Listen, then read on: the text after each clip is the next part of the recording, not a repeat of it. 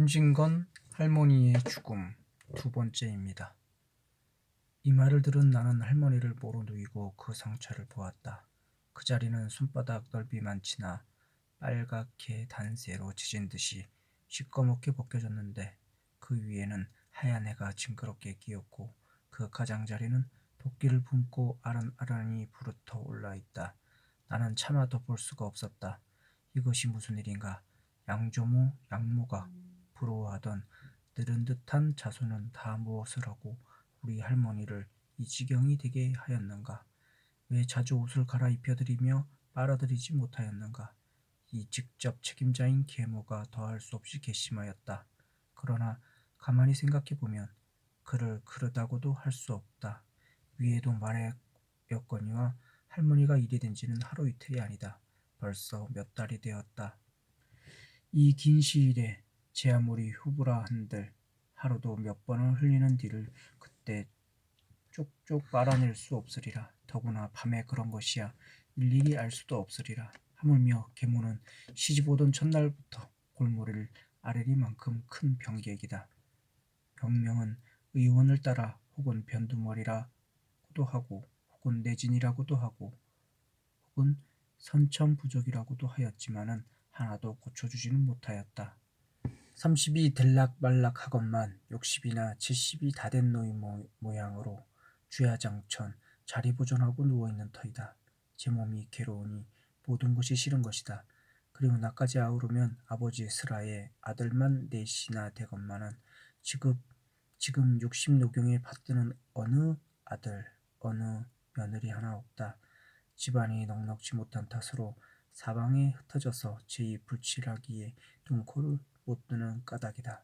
이 책임을 누구에게 돌릴까 나는 알 수가 없었다. 쓴물만 입안에 돌 뿐이다. 그 후에 또 이런 일이 있었다. 어느 때 내가 할머니 곁에 갔을 적이었다. 할머니는 그 뼈만 남은 손으로 나의 손을 만지고 있었다. 영령아, 영령아. 할머니는 문득 나를 불렀다. 인제는 다시 못 보겠다. 인제는 다시 못 보겠다. 왜 그런 말씀을 하십니까? 인제 내가 안 죽니? 그런데 너 내 청 하나 들어주겠니? 네, 무슨 말씀입니까? 나 좀 일으켜다고. 나는 눈물이 날 듯이 감동하였다. 어찌 차마 이 청을 떼칠 건가? 나는 다짜고짜 두 손을 할머니 어깨 밑에 넣으려 하였다. 이것을 본 주모는 깜짝 놀라며 나를 말렸다. 내가 왜 또 그러니? 일으켜드리면 아파하신데도 그의 글이네. 그때 약을 사다 드렸으니 그 자리가 이제는 아물었겠지요. 나는 되었단 말을 듣던 그날 약 사다 드린 것을 생각하고 이런 말을 하였다. 아니야, 아직 다 낫지 않았어. 오늘 아침에도 일으켜드렸더니 몹시 아파하시더라. 나는 주춤하였다. 할머니 앓는 것이 애처로웠습니다. 어머니 가만히 누워 계세요. 네, 일어나시면 아픕니다. 중모는 또 잔상이 타이르듯 말하였다. 할머니는 물끄러미 나와 중모를 번갈아 보시더니 단념한 듯이 눈을 감았다.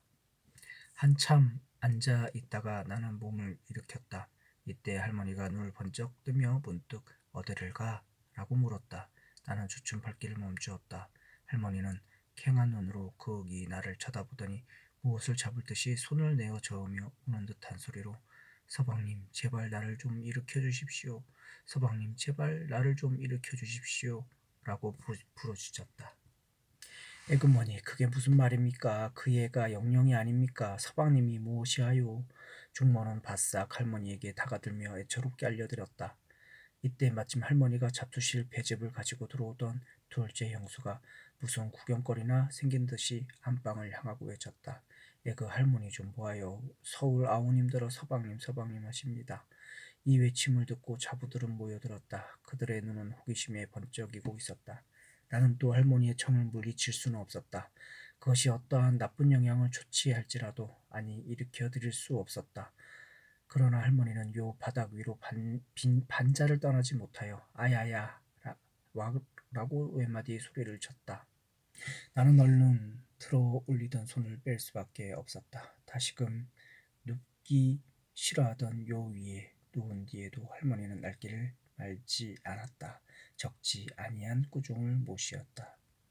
이윽고 조금 진정이 되더니만 또 팔을 내저으며 기를 쓰고 가슴을 덮은 이불자락을 자꾸자꾸 밀어내리었다. 감기나 들까 염려하는 충모는 그것을 꾸준히 도로 집어 올렸다. 할머니는 손을 내어 밀더니 이번에는 내 조끼 단추를 붙잡아 당기었다. 왜 이리 하십니까? 단추를 빼란 말씀입니까? 할머니는 고개를 끄덕이었다. 끄덕였다 하여도 끄덕이려는 의사를 보였을 뿐이었다. 나는 단추 한 개를 빼었다. 그래도 할머니는 자꾸 조끼의 단추와 씨름을 말지 아니하였다. 나는 단추를 낱낱이 빼는 수밖에 없었다. 그러고 나니 그는 또 옷고름과 실랑이를 시작하였다. 옷고름을 끌까요? 응. 나는 또 옷고름을 끌었다. 끌은 뒤에 할머니는 또 소매를 잡아당겼다. 왜 이리 하셔요? 벗어라. 답답지 않니? 여기저기서 물어 멈추려고 애쓰는 웃음이 기키하였다. 나는 경멸과 모욕의 시선을 그들에게 던졌다.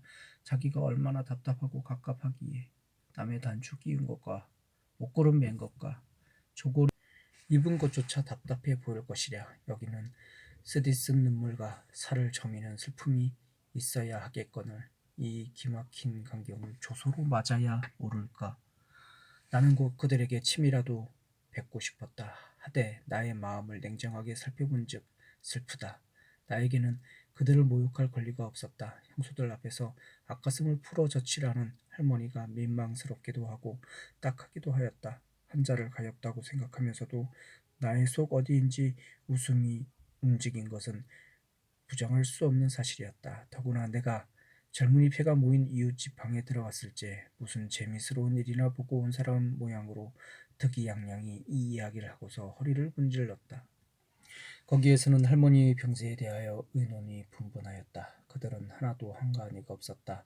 혹은 변호사, 혹은 은행원, 혹은 회사원으로 다 무한연하고 있을 수 없는 형편이었다. 나는 암만 해도 내일은 좀 가보아야 되겠는데 나는 그 전보를 보고 벌써 돌아가신 줄 알았어. 올 때 친구들이 북폰이 뭐니 부위를 주길래 아직 돌아가시지도 않았는데 이게 웬일이냐 하니까 그 사람들 말이 돌아가셔도 자손들에게 그렇게 전보를 놓으니 하되 그려 그래 모두 받아왔는데 허허 그중에 제일 연장자로 케어하고 말 잘하는 백형은 웃음 섞고 이런 말을 하고 있었다. 암만 해도 오늘 내일 돌아가실 것 같지는 않은데 이거 큰일 났는 걸 가는 수도 없고 나는 곧 돌아가실 것 같지는 않아. 은행원으로 있는 육촌은 이렇게 맞방망이를 쳤다. 의사를 불러서 진단을 해보는 것이 어떨까요? 부산방직 회사에 다니는 사촌이 이런 제의를 하였다. 옳지 참 그래 보아야 되겠군. 아버지께 이 사연을 아뢰었다. 시방 그물그물하시지 않나. 그러면 하여간 의원을 좀 불러올까? 의원은 아버지와 절친한 김주부를 청해오기로 하였다. 갓을 쓴 그 의원은 얼마 아니 되어 미륵 같은 몸뚱이를 환자방에 나타내었다. 매우 정신을 모으는 듯이 눈을 내리감고 한나절이나 진맥을 하더니 고개를 절레절레 흔들며 물러앉는다. 매우 말씀하기 안 되었소마는 아마 오늘 밤이 아니면 내일을 못 넘길 것 같소. 매우 말하기 어려운 듯이 기실 조금도 말하기 어렵지 않은 듯이 그 의원은 최후의 판결을 언도하였다. 글쎄 그래 보내 워낙 노시하셔서 오래 부지를 하실 수 없지. 그러면 그렇지 않은 얼굴로 아버지는 맞방망이를 쳤다. 가려던 자손은 또 붙잡히었다. 그러나 할머니는 그날 저녁부터 한결 돌리었다. 가끔 잡수실 것을 찾기도 하였다. 잡수는 것 고작 해야 배즙. 국물에 만 한술도 안 되는 진지였다. 죽과 미음은 입에 대기도 싫어하셨다.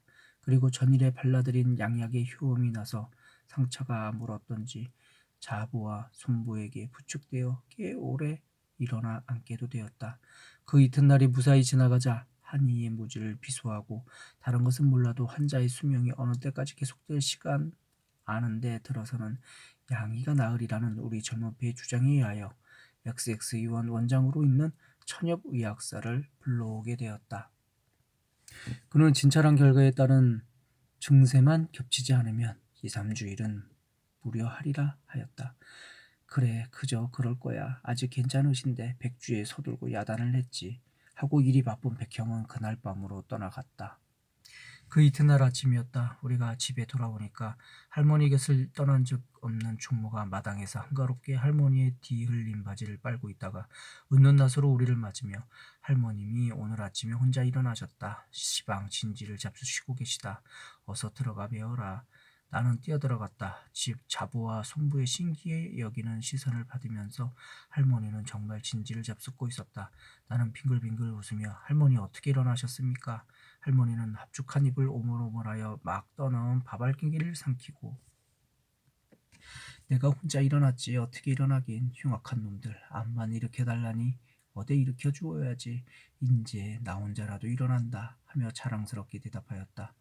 어제 이혼이 왔지요. 이제 할머니가 곧 나으신대요. 정말 낫겠다고 하던 응? 하고 검버섯 빈 주름을 밀며 흔연한 웃음의 그림자가 오래간만에 그의 볼을 스치었다. 나의 눈엔 어쩐지 눈물이 핑 돌았다. 그날 밤처럼 모였던 자손들은 제각기 흩어졌다. 나도 그날 밤에 서울로 올라왔다. 어느 아름다운 봄날이었다. 말갛게 갠 하늘은 구름 한 점도 없고 아른아른한 아지랑이가 그 하늘거리는 깊울로 봄비단을 짜내는 어느 아름다운 봄날이었다. 나는 깨끗하게 춘복을 차리고 친구 몇몇과 우이동 앵아 구경을 막 나가려던 때이었다. 이때 뜨다니한 전보 한 장이 닥치었다. 오전 3시 조모주 별세. 현진건의 할머니의 죽음은 임박을 알리는 조모주 병안위독이란 내용의 전보와 오전 3시 조모주 필세란 사망 통지 정보를 작품의 맨 앞과 맨 뒤에 배치해 놓고 그 가족의 행태와 반응을 사실적으로 그리고 있습니다. 이런 점에서 이 작품은 영삼섭의 임종과 많은 부분 비슷합니다. 이 작품에 대해서 염상섭은 일찍이 염주를 들고 앉아서 밤을 새는 숙모라든지 할머니 앞에 속으로 울었다 웃었다 하는 주인공의 아름다운 마음과 좋은 성격이 가부적 없이 잘 활약하는 것도 조건이와 조끼의 단추를 풀고 고름을 풀어젖히는 1절에 이르러서는 까닭모를 황홀감을 받았다고 극찬하고 있습니다. 영삼섭은 백조파의 일원으로서 낭만주의적 경향에 침입되어 있던 현진건이 감상주의에서 벗어나 분석적인 태도로 작품을 창작하는 것에 주목하고 있습니다. 이 작품에서 보여준 현진건의 새로운 면모는 운수 좋은 날, 비사감과 러브레터, 불 등의 작품에서 본격적으로 펼쳐집니다. 당대 식민지 현실이 강하게 반영되는 어두운 현실을 형성화하는 작가적 능력으로 인해 현진건은 남다른 개성을 지닌 작가로 평가받고 있습니다.